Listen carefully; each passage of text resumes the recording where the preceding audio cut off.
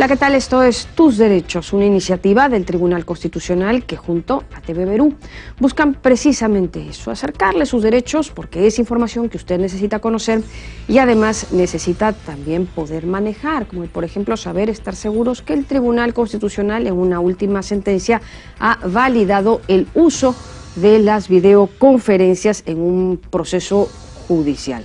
Hoy vemos este tema en extenso, hoy en Tus Derechos, videoconferencia. Soy Rocío Aliaga, bienvenidos.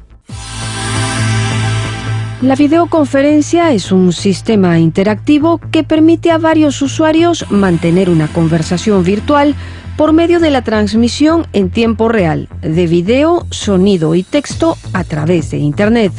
Esto es, en buena cuenta, como una llamada de teléfono, pero con imagen en una pantalla en el mismo instante en que ésta sucede y con posibilidad de conversar y responder mientras se miran. Tal cual, como si estuvieran uno enfrente del otro. Estos sistemas se crearon y encontraron rápidamente lugar en temas empresariales, por lo que luego se diseñaron especialmente para realizar y agilizar reuniones de trabajo, demostraciones de productos, entrenamiento, soporte, atención a clientes, marketing y demás temas en principio de negocios. En tanto disminuye las distancias, reduce tiempos y costos, favorece y aumenta la productividad, maximizando el tiempo de empleados y ejecutivos en los procesos de comunicación de la empresa. Sin embargo, los usos de la videoconferencia fueron encontrando con el tiempo mayor demanda en otros sectores, como en la administración de justicia, al punto que ya es usual ahora seguir diligencias desde una sala penal en Lima con la defensa y el inculpado en otra región del país, cumpliendo, eso sí, con criterios claros que deben estar presentes sostenidamente durante la conexión. En el Perú, el Tribunal Constitucional ha validado recientemente el uso de la videoconferencia. Esto tras un proceso penal que fue impugnado mediante un habeas corpus promovido en beneficio de un interno de un centro penitenciario ubicado en la ciudad de Nazca, quien consideraba que al no encontrarse físicamente presente en la audiencia de apelación de sentencia, la misma que se realizó a través de una videoconferencia, se afectaba su derecho al debido proceso. La videoconferencia es un sistema aceptado y regulado administrativamente en cumplimiento del principio de celeridad procesal, así como un mecanismo que no atenta contra el principio de inmediación, puesto que cumple con los elementos necesarios, a saber de las partes, la interacción, la contradicción, la observación, el lenguaje no verbal y la comprobación de identidad del declarante. Por lo cual el Tribunal Constitucional considera que la utilización del sistema de videoconferencia no transgrede los principios de oralidad, constituyéndose más bien en un instrumento tecnológico que apoya los fines del proceso. En este programa atendemos los criterios que deja en claro el TC tienen que cumplirse en una videoconferencia para que ésta no vulnere el debido proceso. Bueno, veíamos ahí en el informe y constatábamos en todo caso que tras esta sentencia del Tribunal Constitucional se valida, ¿no?, el uso de las videoconferencias que en realidad ya un poco que se usaban y bueno, se acusó ahora o se indicó ahora que no eran constitucionales. Pero esto ha quedado claro, ¿no es así, Felipe? Buenos días. Así es, Rocío, ¿cómo te va? Muy buenos días. En realidad el Código Procesal Penal, que no tiene mucha antigüedad en el tiempo, es relativamente reciente, ya permitía el uso de las videoconferencias en los procesos penales. En el caso, por ejemplo, que alguien esté en Chayapalca, en Tacna, claro, una situación muy lejana, ¿no? Entonces, llevar a cabo una audiencia con alguien que está en Chayapalca es una cárcel de extrema, para gente de extrema peligrosidad. Claro, y toda una logística para mover un interno y demoras, ¿no? Entonces, frente a esos casos donde hay personas que puede haber riesgo de fuga, si es que esa persona sale de ese penal y va a un, por ejemplo, juzgado para tomar a cabo una declaración o una audiencia de apelación, como es el caso que vamos a comentar, pues el Código Procesal Penal entendió que era válido el uso de la videoconferencia. Y entonces, en un proceso penal, un interno de un centro penitenciario de Nazca consideró que esto era inconstitucional en la medida que evitaba el contacto físico de él con el juez. Y él decía, bueno, si es así, se está afectando mi derecho de defensa porque no me permite hacerle notar al juez determinado tipo de apreciaciones que si hubiera estado cara a cara, pues sí lo hubiera hecho, ¿no? Y ahí es donde el tribunal ha emitido un pronunciamiento que en este programa justamente lo vamos a ver. Bueno, conversamos eso en extenso tras la pausa. Nos vamos a ir al corte, pero regresamos rapidito en Tus Derechos para comentar la videoconferencia que ya ha sido validada constitucionalmente. Nos vamos a la pausa, regresamos con más.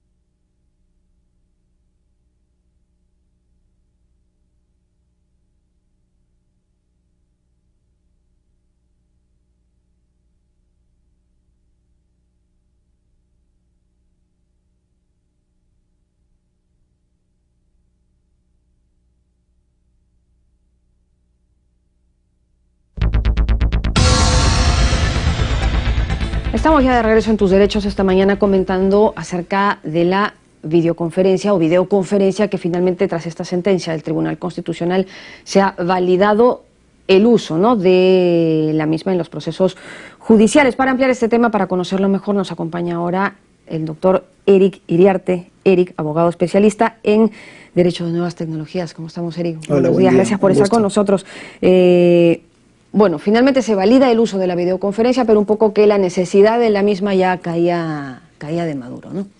Hay todo un avance del uso de nuevas tecnologías en diversas cosas que nos da la vida, ¿no? Una de ellas es el tema de la administración de justicia. Ajá. Tienes dos extremos, un extremo claramente definido por la digitalización total de los procesos, que es el expediente digital completo, que todavía nos falta, va lento, es un proceso complejo porque además tienes que ver con las notificaciones, la validez, a pesar de que en el Perú ya tenemos leyes de firma digitales que sirven para estas cosas hace 15 años. El problema no es de normas, el problema es de implementación y desarrollo de políticas. Y por el otro lado tiene la utilización de diversas tecnologías en parte de los procesos o como elemento para poder obtener pruebas. En este caso concreto, la utilización de la videoconferencia ya estaba en el Código Procesal, de manera tal que se podía utilizar videoconferencia si era complejo el traslado o había algún peligro de fuga.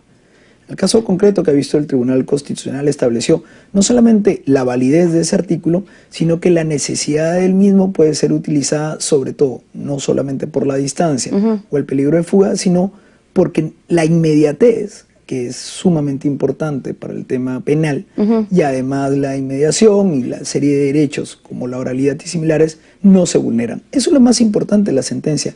Ya lo de la videoconferencia es relevante, pero aquí el decir explícitamente que no se vulneran derechos de las personas cuando hay esta videoconferencia es también quizás de mayor relevancia. Claro, porque permite la interacción, la otra persona está escuchando y está en tiempo real. Esto puede participar del proceso en sí. Así es, y como puede hacerlo, y además tiene un asesor legal, que es el experto técnico que está ahí con él, que además lo que le permite, en este caso al juez, es poder apreciar, ver los gestos, el lenguaje no verbal, escuchar a la otra persona. Uno también puede verlo de manera completa.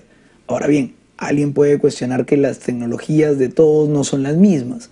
Tiene que haber una tecnología idónea, es decir, cámaras que puedan ser comprensivas de toda la imagen, de todo el espacio que se puede tener, un buen ancho de banda para la velocidad de la transmisión, que no haya un delay, y además una parte de un equipo técnico que pueda llevar estos procesos de una manera adecuada y que no pueda haber algún tipo de alteración durante la transmisión. En caso de alguna alteración, porque a ver, son temas que pueden pasar, ¿no? De hecho pasan un poco en la vida diaria, siempre se interrumpe la señal, un poco que se retrasa. ¿Se podría observar esto como una alteración al debido proceso o algo por el estilo? Mira, pudiera llegarse a ocurrir de esa manera, siempre y cuando la alteración haya sido determinante para la toma de decisión de, en este caso, los jueces, o para poder defenderse adecuadamente por parte de los que estén inculpados. Sin embargo, lo que hay que entender es que detrás tiene que haber toda una plataforma tecnológica que van desde la fibra óptica o las líneas de conectividad a la tecnología que se utiliza propiamente desde las cámaras, los equipos y similares. La pregunta que hay que hacerse aquí es si el Poder Judicial está preparado en toda su gama para la utilización de la tecnología, más allá de que ya esté validada como un derecho que se pueda utilizar y como un instrumento para estos procesos. es si estamos completamente conectados de una manera real. La extensión de la red dorsal de fibra óptica que se está implementando actualmente, entre otras cosas, tiene la misión de crear la red del Estado, la red del gobierno, que va a permitir una serie de servicios, que esperamos que no solamente quede en el sector gubernamental central, en el gobierno central, sino también que le permita al Poder Judicial, por ejemplo, para acelerar procesos, que no haya tanto tiempo la gente pase en cárcel, en prevención, en una detención preventiva, mientras que llegan a resolverse sus casos. Claro, porque hasta que llegan las comunicaciones o permanezcan este tipo de imágenes que a veces uno ve al entrar a un juzgado de expediente sobre expediente, cosidos, ¿no? Y todo ese tipo de temas, no se condice, o es lo que comentabas, no va a la misma velocidad de otros temas que ya están avanzando. Es como si tuviéramos reglas de un mundo súper moderno, pero no tengamos ese mundo moderno. Es claro que la necesidad de las tecnologías nos pueden permitir mejoramientos desde la persecución del delito en sí misma hasta la resolución de conflictos jurídicos. Lo que antes parecía un cuento de ciencia ficción, Isaac Asimov en Sol Desnudo hablaba mucho de este tema de lo digital, pero no presencial, como una herramienta de poder también hacer la persecución adecuada de la justicia. ¿Por qué no utilizarla ahora de una manera adecuada? Ahora el Tribunal Constitucional ha completado de validar lo que ya estaba escrito en la norma. Finalmente, todavía no estamos en el futuro, parece, ¿no? De hecho, estamos en el presente, y es este presente en el cual vivimos con red de tecnología. Lo que es crítico, y que el Tribunal Constitucional, si tiene la oportunidad, además el Ministerio de Justicia, y ahora que estamos próximos a las elecciones, que los expedientes digitales sean completos y reales. Eso le va a permitir tener una mayor justicia a la gente de una manera efectiva y real ahora. Eso no tiene precio. Para cualquiera de los candidatos que lo quiera lanzar, ciertamente que mucha gente que tiene problemas con el Poder Judicial se lo va a agradecer. El tener todo este tipo de información en soportes digitales no lo hace también vulnerable de ataques de hackers o de este... Ciertamente, y para eso tienen que implementar las medidas de seguridad adecuadas. Para eso es que se construye la tecnología. Pero no por el miedo a estas posibles vulneraciones vamos a dejar de utilizar la tecnología, que le puede permitir a gente que injustamente está en cárcel en algunos casos, que ha pasado mucho tiempo su prisión preventiva, o está pasando demoras. En alguna cosa las demoras pueden ocasionarle perjuicio. Ahora que hablamos de la celeridad en los procesos, es sumamente importante. Muy bien, muchas gracias, Eric, por estos alcances. Era Eric Iriarte, abogado especialista de Derecho en Nuevas Tecnologías. Nos vamos a ir una pausa en Tus Derechos, pero regresamos rapidito para seguir comentando acerca de videoconferencia. Pausa y regresamos.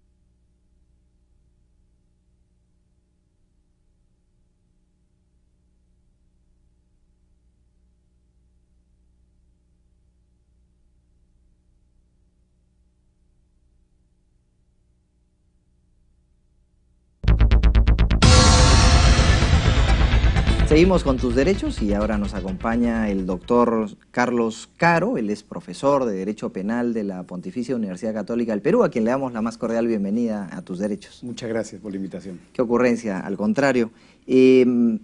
Estamos en un medio televisivo y justamente vamos a hablar de un tema que tiene que ver con el uso de tecnologías de la información, que es el uso de la videoconferencia en las audiencias penales, ¿no? Tenemos un caso en el que un interno de un establecimiento de Nazca consideró que el uso de la videoconferencia lesionaba sus derechos. ¿Cómo así se puede entender este pedido del interno de Nazca, doctor Caro? Fíjese, es importante que las personas conozcamos que dentro de un proceso penal hay una etapa que es la etapa de juzgamiento público. Ese juzgamiento público es lo que vemos todos los días por televisión y a veces en las películas, ¿no? Hay un juez, hay un fiscal, está el interno o el procesado y su abogado, ¿no? Entonces, esta persona, el interno, tiene derecho a ser examinado de manera directa por un juez. Una cosa es que el juez se encuentre con papeles te juzgue con papeles, todo el mundo dirá, ¿leerá tantos papeles? ¿No los leerá? Y otra cosa es que te vea cara a cara. Es por ese motivo de que muchas veces las personas, cuando creemos que hay un tema importantísimo, ¿no?, nos reunimos personalmente, porque queremos la inmediación, el cara a cara. Claro, es lo mismo es una llamada otra... por teléfono que un email, ¿no?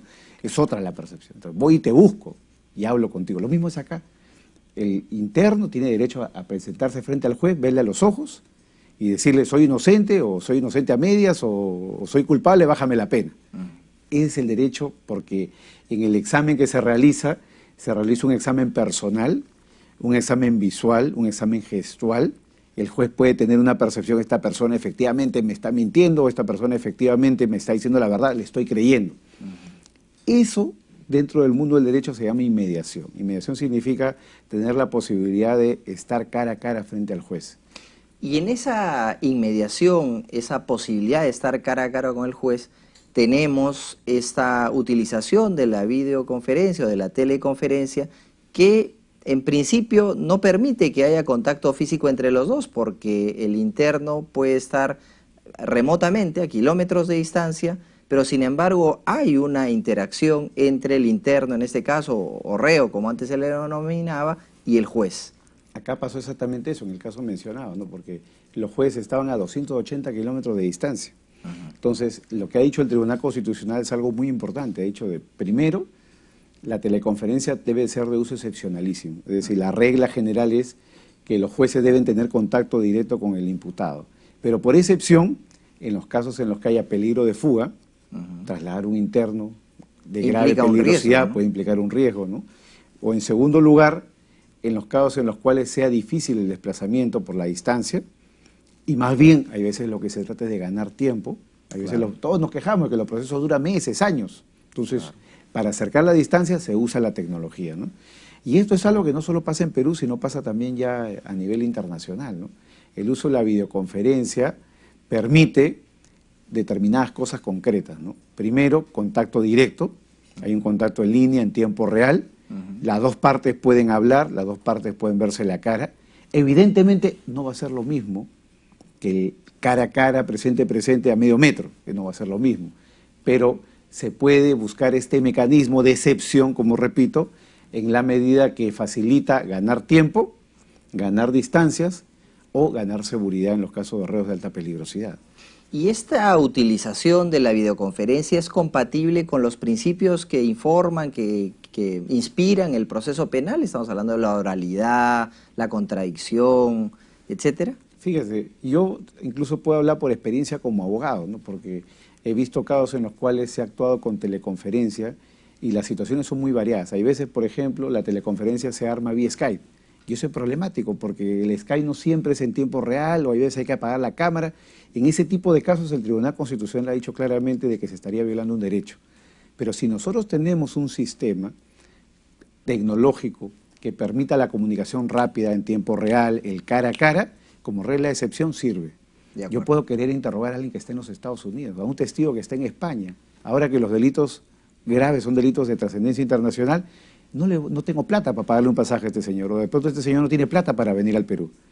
Puede usar el sistema de la teleconferencia. Y en el caso de los reos, esta es una norma, la del 109 del Código Procesal Penal, 109-A, que permite ese uso excepcionalísimo de la videoconferencia, garantizando los derechos fundamentales como el derecho a la defensa, el derecho a la contradicción que se ha mencionado, porque se exige de que exista un nivel tecnológico adecuado. Si la tecnología no te ayuda, esa diligencia es nula, no se puede validar. Claro, eso es muy importante porque le permite al interno, o en este caso al procesado en general, que pueda haber de la otra parte, esto es del juez, una recepción plena de sus sentimientos, de sus expresiones, de sus dichos, de sus gestos. Exactamente. Por ejemplo, en un caso concreto en el que yo participé, estaba interrogándose a un imputado, ¿no?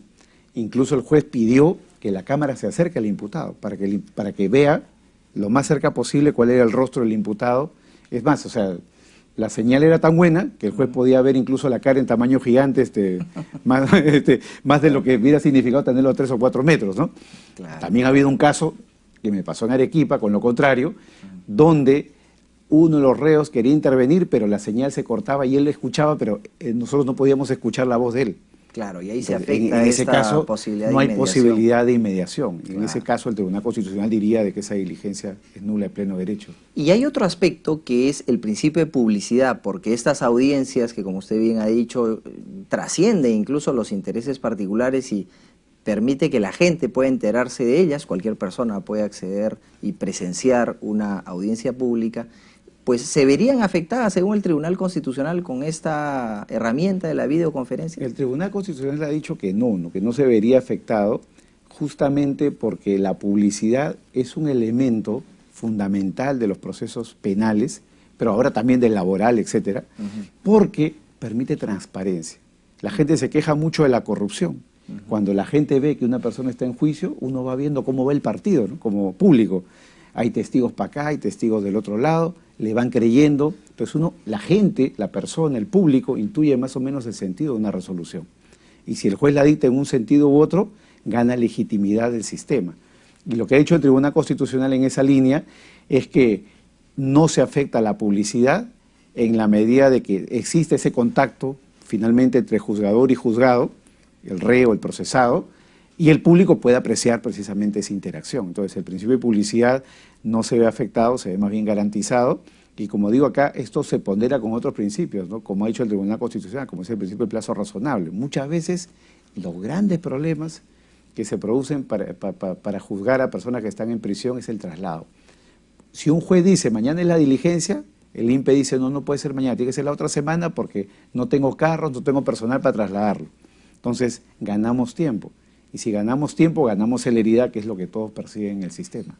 Es un detalle muy importante del componente empírico, real, ¿no? Que uno puede ver, porque a veces se acusa, y con razón muchas veces, a las normas de ser hechas en un gabinete y lejos pues de la realidad del día a día, ¿no? Y vemos efectivamente cuántas diligencias nos enteramos incluso que se traban, se dejan de llevar a cabo porque probablemente el medio de transporte necesario no fue el ideal para transportar a un interno hasta una sala o la inversa, ¿no? Efectivamente, no hay estudios ya realizados en Chile que monitorea todo el sistema procesal penal en la región a través del CEJA, donde se ha puesto de relieve que una de las principales trabas del sistema es las notificaciones y los traslados de los reos.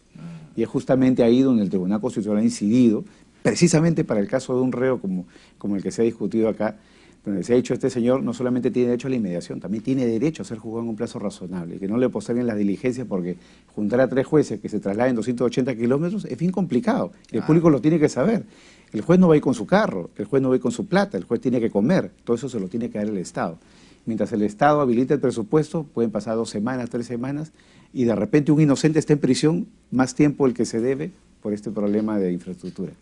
Qué interesante lo que nos dice el doctor Carlos Caro, que nos ha ilustrado sobre esta reciente sentencia del Tribunal Constitucional en la cual ha establecido la constitucionalidad de un medio tecnológico como es las teleconferencias, en la medida que permitan este contacto directo entre el juzgador y las pruebas que van a permitir determinar, saber finalmente si es inocente o culpable un procesado. Le damos las gracias al doctor por habernos ayudado a entender esta jurisprudencia y los dejamos con las frases del programa.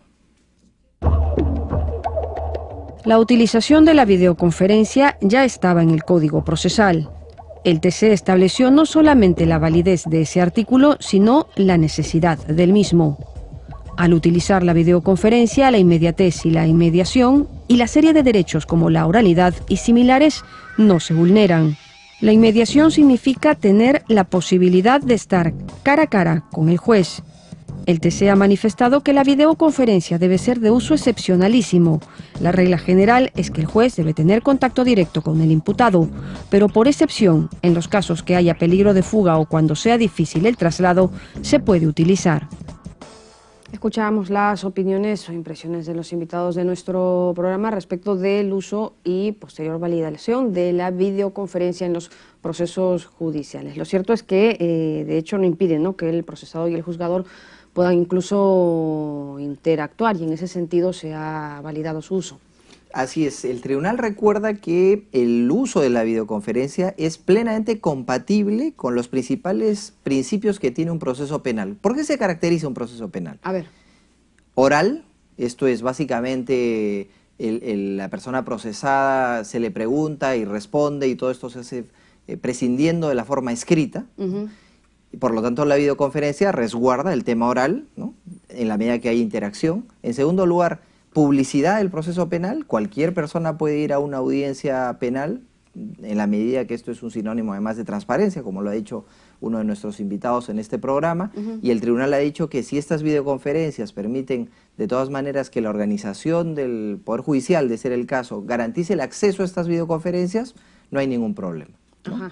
También entonces es compatible. Y en tercer lugar, el tema de la contradicción, que en un proceso penal es clave el dicho y la defensa, ¿no? Es decir, el ataque y la respuesta, o la réplica y la dúplica, la versión de una parte y de la otra. Y eso se permite en un sistema como este, donde está garantizado que en tiempo real se puedan decir los argumentos de una y otra parte. En esa medida, el tribunal ha entendido que, garantizándose estos principios del proceso penal, no afecta el derecho de defensa de una parte si es que tiene que acudir a un proceso a través de un medio tecnológico como el que hemos visto en este programa. Claro, clarito. Entonces quedó la sentencia del Tribunal Constitucional respecto de videoconferencia. Con eso llegamos al final de este programa, como siempre recordándole que cualquier comentario, sugerencia que ustedes crean pueda ser conversado aquí en Tus Derechos, Sus Derechos, nos lo van a llegar a nuestras cuentas en las redes sociales. Continúa en TV Perú, mucho más que ver. Chau, chau.